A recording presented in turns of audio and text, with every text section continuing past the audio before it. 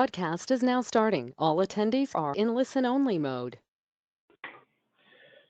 Good afternoon. This is Matthew Mary, Director of Emergency Preparedness with the Virginia Hospital and Healthcare Association. Thank you for joining us for the Virginia Healthcare Emergency Management Program. Today, April 27th, 2022. A few housekeeping items. All lines will remain muted throughout the duration of today's webinar. If you do have any questions for the panelists and our guest speaker, please type them in the chat box and we'll host a brief Q&A session following today's presentation. Slides are located in the handout section for your reference. The slides and recording of today's webinar will be emailed out to all registrants this afternoon. On behalf of the Virginia Hospital and Healthcare Association, I'd like to introduce our subject matter expert for today's webinar, Virginia Department of Health entomologist Dr. David Gaines, for sharing his essential information for healthcare providers about diagnosing and reporting test results for tick-borne Rickettsial disease. Dr. Gaines, I'll turn the presentation over to you. Okay, thank you. Can you hear me? Yes, sir. All right, so start off with, among the important tick vectors of disease in Virginia, there are 16 species of ticks found in Virginia, but only 3 species commonly bite people. The most common species to bite people in eastern parts of Virginia, east of the Blue Ridge Mountains, are the Lone Star tick, and most of those bites are caused by the tiny nymph stage tick, and most disease transmission is caused by the tiny nymph stage tick. Another second most common cause of tick bites in Virginia are the black-legged ticks. These are associated with Lyme disease and a whole bunch of other diseases. They do occur in eastern Virginia, east of the Blue Ridge, but they're pretty uncommon. They become much more common when you get west of the Blue Ridge and into the higher elevations of Virginia because they are more tolerant of cooler summer temperatures and intolerant of hot summer temperatures that we have on the east side of the Blue Ridge. Then finally, there's the American dog tick, and it's present pretty much all across the state. However, from my experience, these ticks do not frequently bite people. I haven't been bitten by one since 1970, and I know a few people that have been bitten by them. Next slide. All right, so the Lone Star tick, I'm going to start off with that, and that tick is known for the transmission of ehrlichiosis, both Ehrlichia chipiensis and Ehrlichia ewingii. It's also known for transmission of tidewater spotted fever, which is caused by Rickettsia parkeri, a spotted fever group agent, and Rocky Mountain spotted fever caused by Rickettsia rickettsii, and also the Heartland virus, phlebivirus, that has symptoms very similar to ehrlichiosis. It is not a rickettsial disease, but because the symptoms are very similar to ehrlichiosis, docs who are diagnosing patients with ehrlichiosis-like symptoms should be aware of it. Most bites are caused by the tiny nymph stage ticks, which are also the main disease vectors from spring to midsummer. Adult female Lone Star ticks also transmit disease from late winter to early summer, and the larval stage ticks can transmit diseases such as Rocky Mountain spotted fever and the Heartland virus from midsummer to late fall. Lone Star ticks are found mainly in leaf litter on the forest floor or in partly shaded grass. Next slide. The next important tick species is the American dog tick, a vector of Rocky Mountain spotted fever and caused by Rickettsia rickettsii, and also potential vector of tidewater spotted fever caused by Rickettsia parkeri. The only disease vectors to people are adult female American dog ticks during a period from spring to late summer. Immature American dog ticks do not bite people. American dog ticks occur in open fields with tall vegetation, such as old overgrown fields, but are also found on leaf litter on the forest floor and forests next to fields, next to that type of habitat. Then the black-legged tick, which is the black-legged tick, which is a vector of anaplasmosis, the only rickettsial disease known to be transmitted by this particular species. And again, the main vectors of disease to people are nymph-stage black-legged ticks during late spring and early summer. Adult ticks do bite people much less often, but can transmit disease during the fall, winter, and spring. And black-legged ticks occur predominantly in leaf litter or shaded vegetation on the forest floor. Next. All right, this map shows field surveys for tick population, shows where field surveys for tick populations have been done in different regions of Virginia. The first region surveyed would be the coastal plain, and tick surveys of the coastal plain typically yield large numbers of Lone Star ticks. About 92% of what is collected are Lone Star ticks. Black-legged ticks are the second most common, about 5%. American dog ticks, about 1.9%, and other tick species, a very small percent. Then in the Piedmont region, Lone Star ticks, again, are accounting for about 95% of the ticks that are found in surveys. Black-legged ticks, about 2.3%, less than in the coastal region. And American dog ticks, about 2.5%. Then in the Shenandoah Valley region, Lone Star ticks and black-legged ticks are about equal numbers. The higher, cooler elevations of the Shenandoah Valley allow for black-legged ticks to be present, but Lone Star ticks are still in a warm enough environment that they can exist. And so you have about a 50-50 split between Lone Star ticks and black-legged ticks. Finally, in the high mountain regions, Blue Ridge Mountains, the black-legged ticks predominate. 93%, 94% of what is found. Lone Star ticks can be found in places that are close to valleys that descend quickly into lower elevations. But in the highlands of Virginia, Southwest Virginia, Lone Star ticks are really quite rare. Black-legged ticks predominate, and the other two tick species are rather uncommon. Next slide. The rickettsial pathogens of public health importance in Virginia include ehrlichiosis caused by Ehrlichia chafiensis and Ehrlichia ewingii, anaplasmosis caused by Anaplasma phagocytophilum, and tidewater spotted fever caused by Rickettsia parkeri, and Rocky Mountain spotted fever caused by Rickettsia rickettsii. The illnesses caused by all of these rickettsial agents can cause similar initial clinical presentations as follows. The patient will have an acute onset of fever with some of the following symptoms and signs, including headache, body ache, a rash, discomfort, nausea, vomiting, anemia. Leukopenia and thrombocytopenia are important hallmarks of rickettsial diseases, and sometimes elevated liver function tests.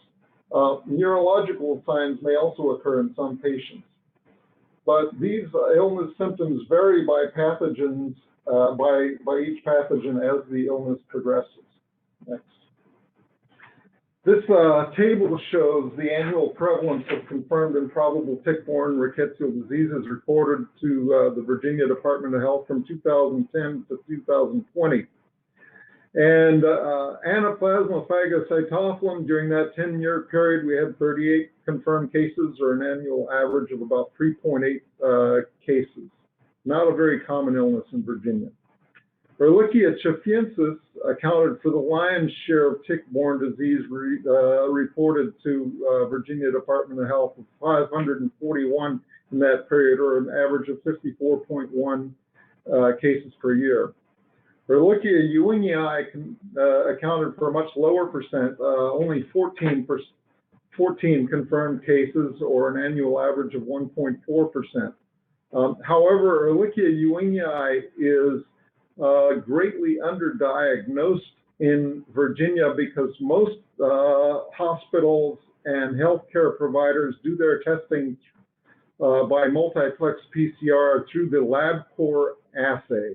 And the LabCorp assay does not include an assay for Ehrlichia ewingii.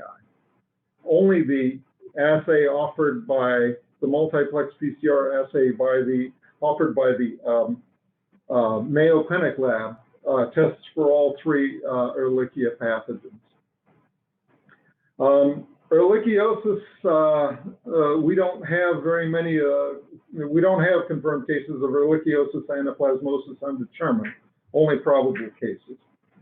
Spotted fever rickettsiosis only accounted for 30 cases counted in this 10-year period, or an annual average of 3 cases. However, if you look at the number of probable cases, the number is huge, over 3,000 cases, or 300 and some annual average. Most of these probable cases are based on single-tier serology, and so they don't really have much value as real indications of disease. And I will get into why that happens as we proceed. The differences among the clinical infections caused by Rocky Mountain spotted fever, Rickettsia parkeri, ehrlichiosis, and anaplasmosis are as follows. Rocky Mountain spotted fever causes a rash in 90% of patients, and the rash starts on the wrists and ankles and spreads to the palms of the hands, soles of the feet, and the rest of the body, and becomes petechial. A severe illness may cause permanent organ and limb damage, requiring amputation in some cases in survivors, and is fatal in up to 25% of untreated patients and about 5% or 3% hospitalized patients.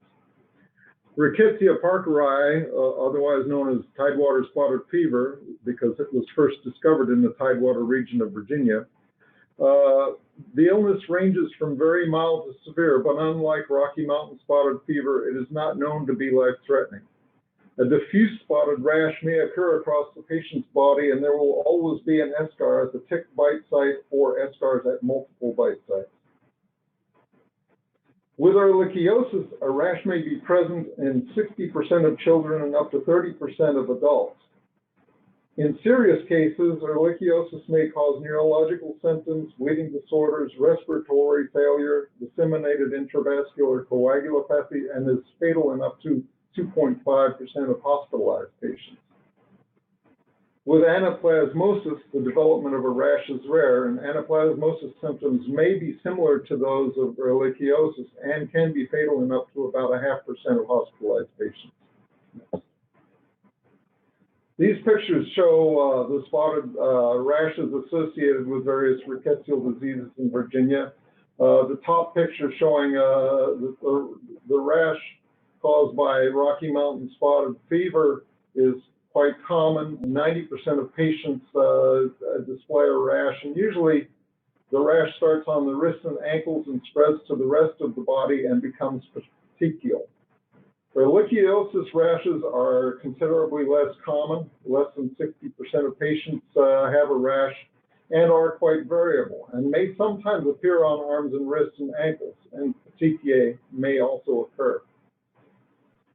As for Rickettsial parkeri, the rash spots are widely separated, and the main hallmark of Rickettsial parkeri infections are the eschar that occurs at the tick bite site or at tick bite sites.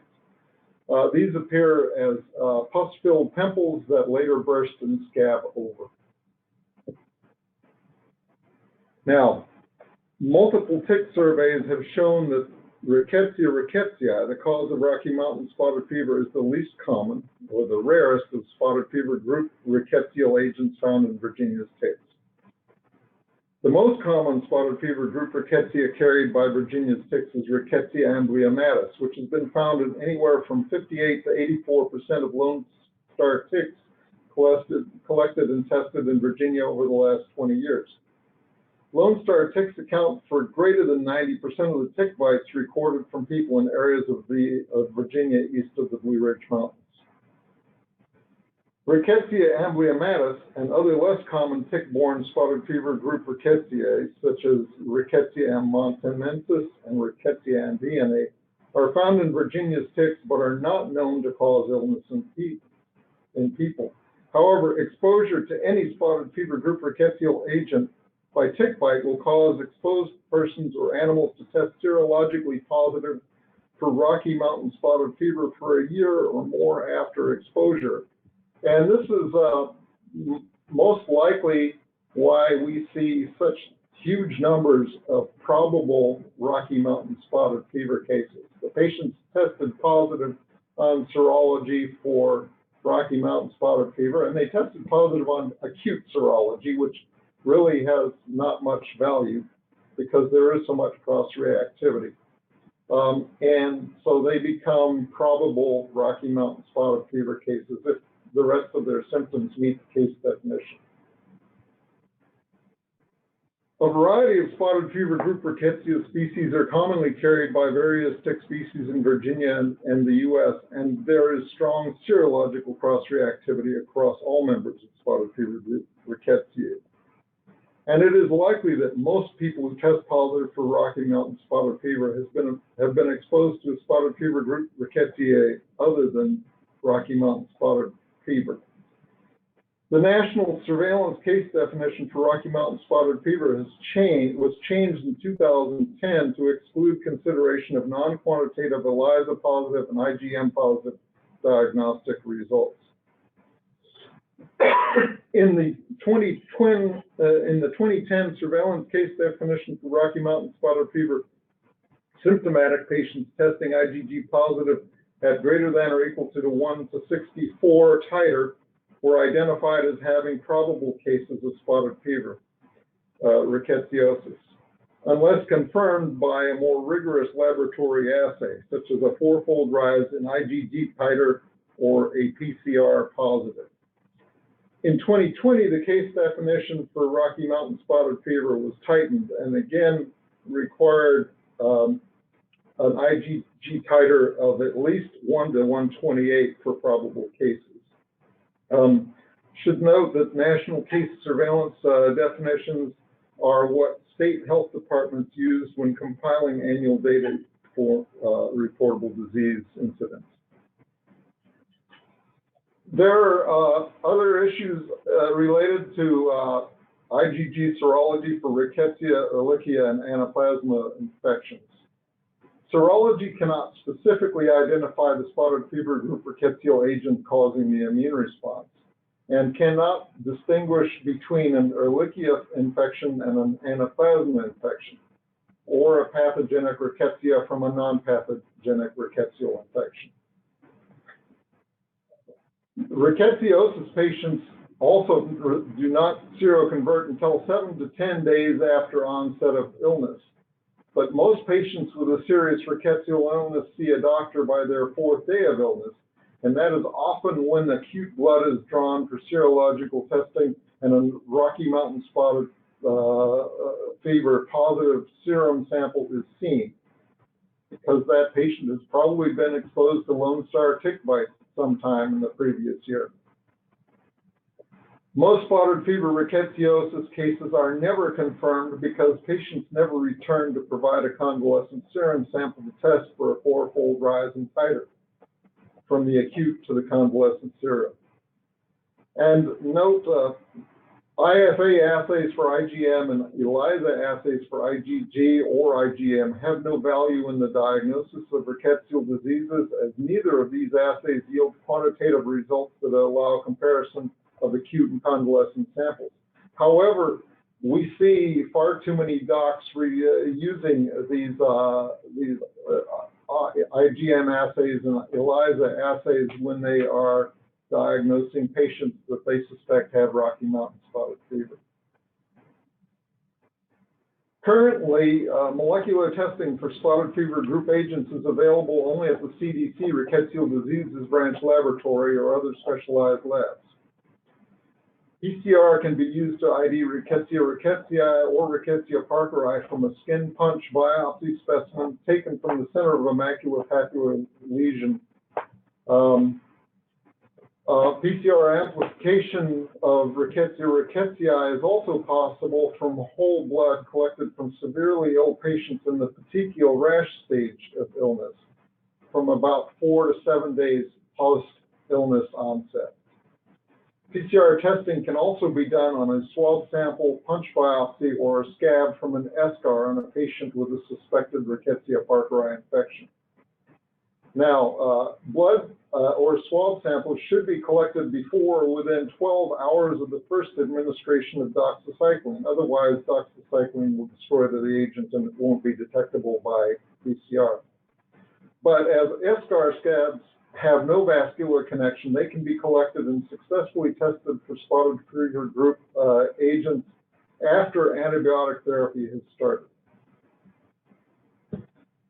The problems related to the use of serology for the identification of cases of spotted fever rickettsiosis in Virginia or other problems, from 2007 to 2017, over 2,600 cases of reported spotted fever group illness were counted in Virginia by the Virginia Department of Health. But less than 1% of these patients, a total of 19, had reported fourfold rise in tartar from their acute to convalescent sera, suggesting that their illness might have actually been due to some type of spotted fever rickettsiosis infection. It is not clear how many patients were tested for Rocky Mountain spotted fever by both acute and convalescent serology, but it is evident that most patients that tested Rocky Mountain spotted fever on both acute and convalescent serum did not show a fourfold rise in titer, meaning that they probably had a Lone Star tick bite sometime in the last year or more. Testing of specific specimens by PCR was used to identify the cause of spotted fever group rickettsial agent in only 4 patients. 2 of these patients were found to be infected by Rickettsia parkeri, and 2 of these patients were found to be infected by Rickettsia rickettsii. One of the Rocky Mountain spotted fever cases died. A review of spotted fever rickettsiosis cases in 2017 found that of 307 patients reported, 108, or 35%, only had Rocky Mountain spotted serology on acute serum samples drawn within 6 days of illness onset. Within 6 days of illness onset, it is too early for the illness to have developed a detectable immune response. I mean, for the person who was infected to have developed a detectable immune response. Among these 108 early acute positive patients, 23 tested positive by non-quantitative IgM or IgG assays for Rocky Mountain spotted fever. 39 had quantitative IFA IgG positives of 1 to 64. 26 had quantitative IFA IgG positives of 1 to 128. 18 had quantitative IgG assays of 1 to 256, and only 2 had quantitative IgG positives of 1 to 512. And as rickettsia patients should not develop a detectable IgG immune response to infection in the acute phase of illness, these early positive results were most likely due to older exposures to non-pathogenic spotted fever group rickettsial agents, such as Rickettsia amblyommatis, and were unrelated to their current illness. Further review of the 2017 data indicated that although 60% of patients were tested on both acute and convalescent serum, either their acute serology or their convalescent serology or both tests were performed with non-quantitative assays, negating the ability to detect a fourfold rise in titer.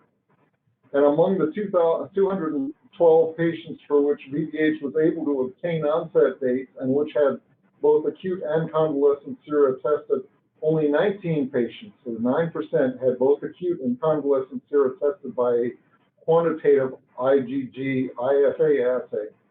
And only 2 patients, 0.9%, were confirmed as spotted fever rickettsiosis cases by a fourfold rise in titer and spotted fever rickettsiosis compatible symptoms. Although there appeared to be much inadequate testing, diagnostic testing being done for spotted fever rickettsiosis, entomological tick testing evidence and some clinical laboratory evidence suggests that many of Virginia's counted spotted fever rickettsiosis cases could possibly have been cases of ehrlichiosis diagnosed as Rocky Mountain spotted fever by incomplete or inadequate testing. Although pathogenic spotted fever rickettsiosis agents such as Rickettsia parkeri and Rickettsia rickettsii are known to be carried by Lone Star ticks, they appear to be relatively rare. Of the 1,587 Lone Star ticks collected and tested by my group by PCR in Virginia in 2012, only 8, or 0.5%, tested positive for Rickettsia parkeri and none tested positive for Rickettsia rickettsii. By comparison, when the same Lone Star tick nymphs were tested for Ehrlichia pathogens, these pathogens were relatively common, with 62 or 3.9% testing positive for Ehrlichia tchafiensis and 42 or 2.6% testing positive for Ehrlichia ewingii. And as Lone Star ticks are the most common cause of tick bites to people across most of Virginia and are much more likely to be carrying Ehrlichia pathogens than Rickettsia pathogens, ehrlichiosis should always be considered first as the most likely cause of illness in patients having rickettsial disease-like symptoms. Now, talking about the multiplex PCR test for ehrlichiosis and anaplasmosis, unlike spotted fever rickettsiosis agents, Ehrlichia and anaplasma pathogens circulate in the patient's blood during the acute phase of illness and are detectable by extraction from whole blood and by amplification by PCR.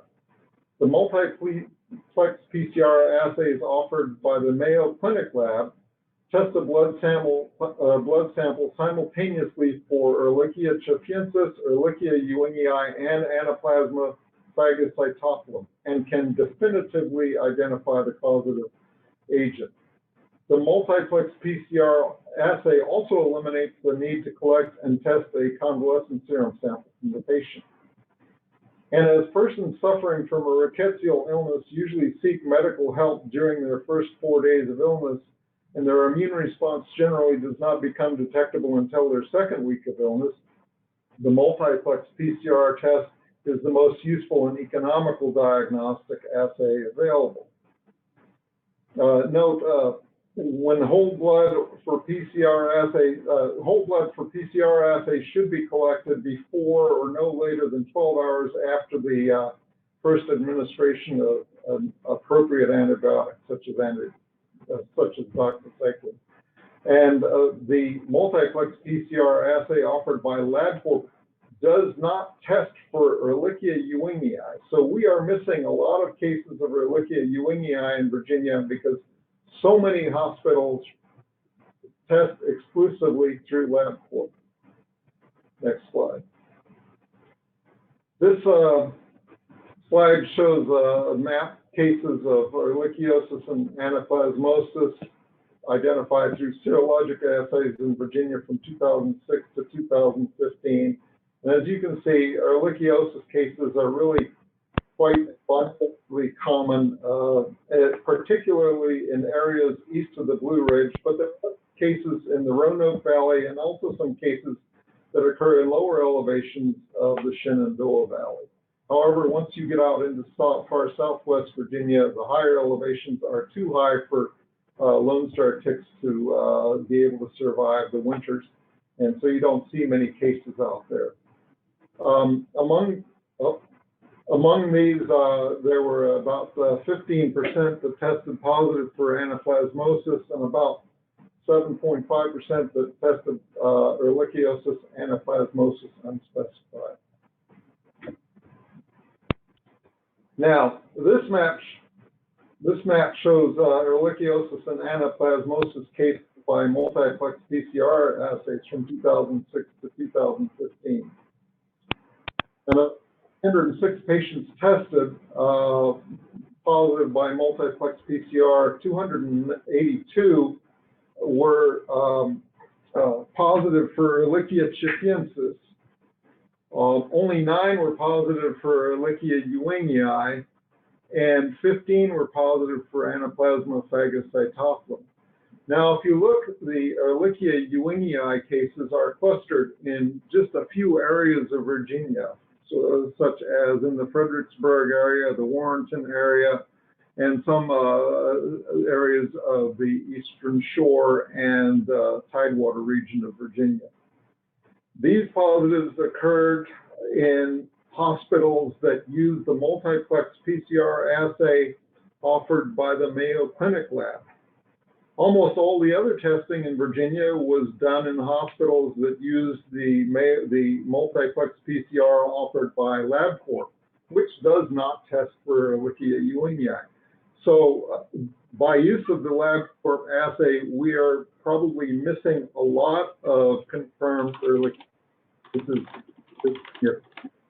I have tried to convince LabCorp to add the Ehrlichia ewingii test, their multiplex PCR assay, and they do not seem to be interested. But if doctors from across Virginia who rely mostly on LabCorp can try to convince them to add that assay to their multiplex, that would be very helpful.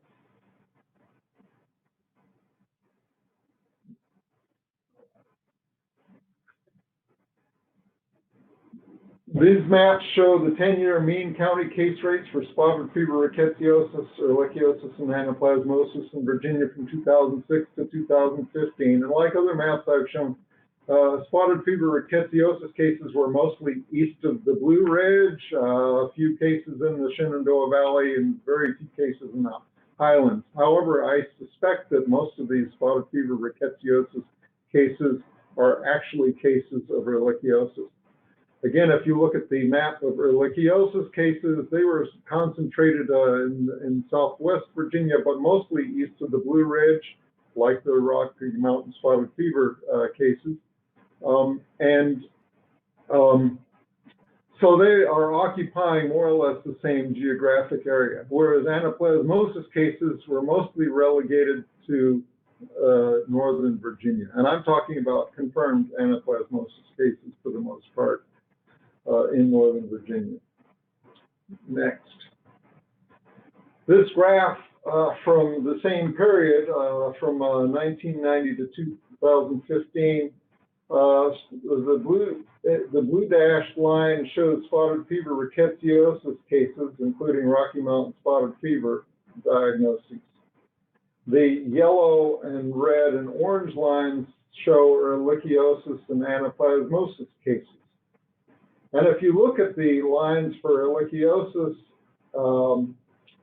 the peaks and the valleys pretty much coincide with the blue dashed lines, which to me suggests that a lot of these spotted fever rickettsiosis cases were actually cases of Rocky Mountain were actually cases of ehrlichiosis misdiagnosed as Rocky Mountain spotted fever through incomplete serological or diagnostic testing. You test pretty much, a pretty high percentage of the population of Virginia that gets regularly exposed to Lone Star ticks will be exposed to Rickettsia amblyommatis and will test positive for a year after that or more for Rocky Mountain spotted fever on a serological assay. All right, now I'm going to talk about the identification of a Heartland virus case in Virginia in 2021. In 2021, the Vector-Borne Disease Program at the VDH Office of Epidemiology helped identify a fatal Heartland virus case in a healthy 69-year-old Virginia citizen. The Heartland virus is a tick-borne disease carried by Lone Star ticks, which causes rickettsiosis-like symptoms in patients, which is why I've included it in this presentation about rickettsial diseases in Virginia. The Heartland virus was first discovered by the CDC in Heartland, Missouri in 2009, and multiple cases have been identified in sites across the southeastern United States since that time. Heartland virus primarily causes disease in adult persons over the age of 45 and may occasionally be fatal. The Virginia patient was hospitalized with fevers lethargy, diarrhea, incontinence, progressive weakness, and inability to walk, and blood abnormalities, including leukopenia and thrombocytopenia, and was initially thought to be a case of ehrlichiosis. The patient's symptoms, as I said, had similarities to those of ehrlichiosis, but the patient did not respond to doxycycline therapy or test positive for ehrlichiosis.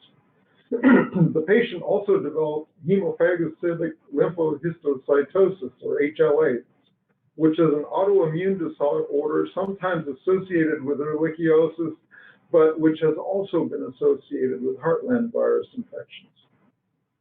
After 7 days of hospitalization, the patient died, but a serum sample collected the day before his death tested low positive at 1:128 for Rocky Mountain spotted fever.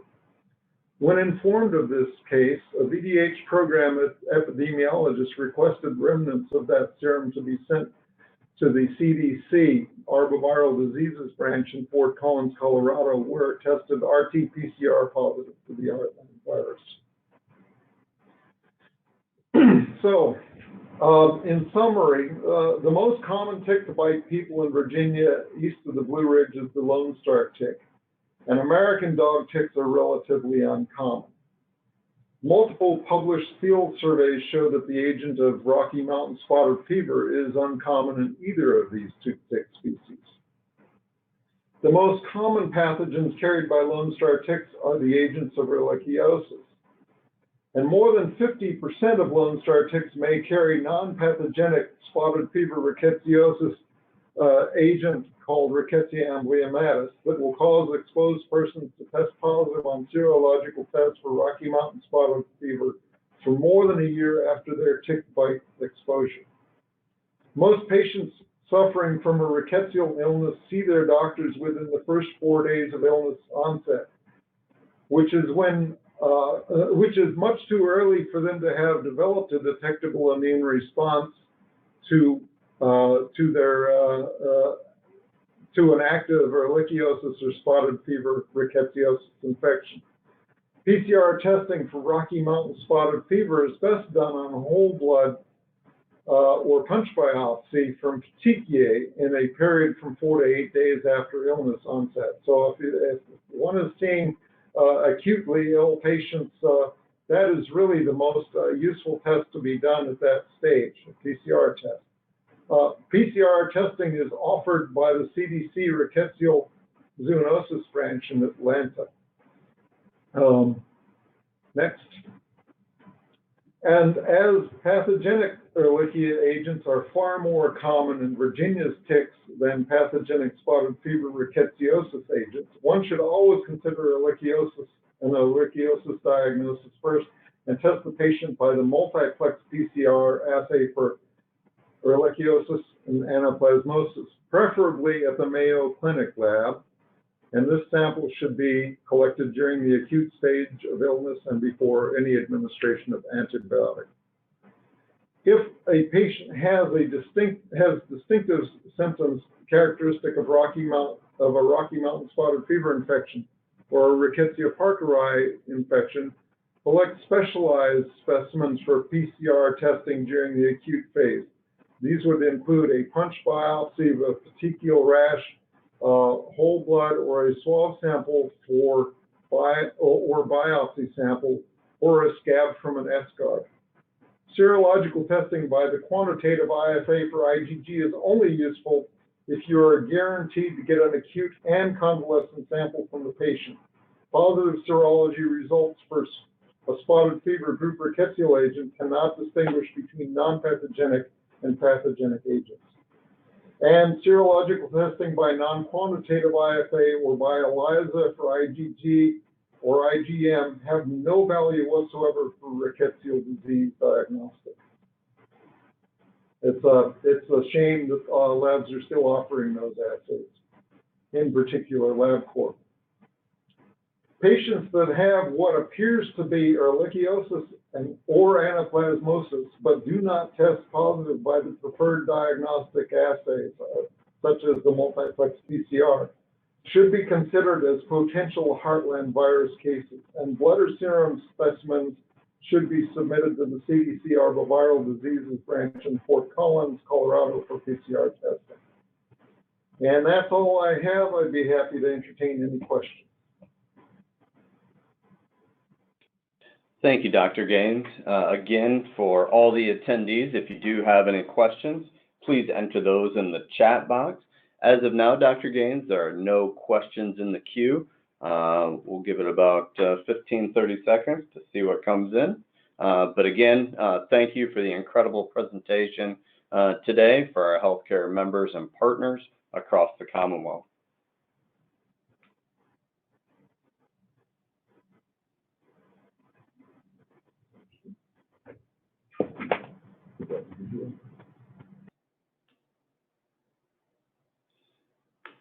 All right, seeing no additional questions in the queue, on behalf of the Virginia Hospital and Healthcare Association and the Virginia Healthcare Emergency Management Program, we want to thank Dr. Gaines and his expertise and the continued partnership with the Virginia Department of Health. Thank you all for attending today's webinar, and this concludes today's call. Thank you.